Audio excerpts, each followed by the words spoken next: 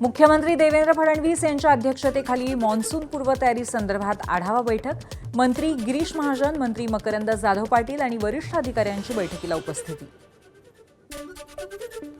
अमराठी rickshaw taxi चालकांना 15 ऑगस्टपर्यंत व्यावहारिक मराठी शिकणं बंधनकारक। परिवहन मंत्री प्रताप सरनाईक यांची माहिती। 16 ऑगस्टनंतर कोणतीही मुदतवाढ दिली जाणार नाही, सरनाईकांचा इशारा। ऐरोलीतल्या नालेसफाईच्या अपूर्ण कामांविरोधात ठाकरेंची शिवसेना आक्रमक। माजी नगरसेविका नंदा काटेंचं थेट नाल्यात उतरून आंदोलन। नाल्यातील गाळ न काढल्यास हाच गाळ अधिकाऱ्यांना भेट देऊ, नंदा काटेंचा इशारा। धावत्या ट्रकला पकडून स्टंट करणाऱ्या दुचाकीस्वारावरती पालघर पोलिसांची कारवाई।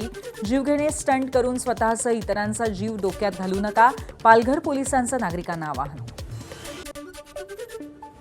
मुंबई गोवा महामार्गावर प्रचंड वाहतूक कोंडी।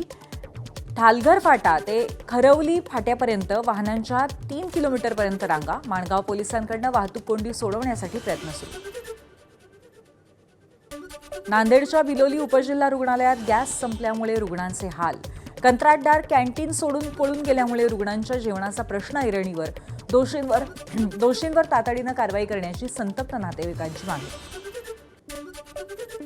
मुंबईत एनसीबीची मोठी कारवाई। 702 किलोचा गांजा जप्त करत आंतरराष्ट्रीय रॅकेटचा पर्दाफाश। या प्रकरणात 2 आरोपींना अटक केल्याची माहिती।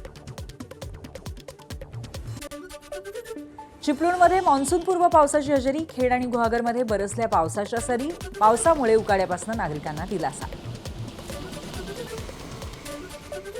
सिंधुदुर्गात ऐन उकाड्यात ओंकार हत्तीची जलक्रीडा। सावंतवाडीतील वाफोली धरणातील ओंकार हत्तीचा व्हिडिओ समोर। साताऱ्याच्या लिंबगावात रंगला बैलगाडा शर्यतीचा थरार। युवा विचार केसरीच्या वतीनं आयोजित स्पर्धेमध्ये 490 स्पर्धकांचा सहभाग। साताऱ्याचा बलमा आणि नातेपुते इथला सचिन ही बैलजोडी विजयी।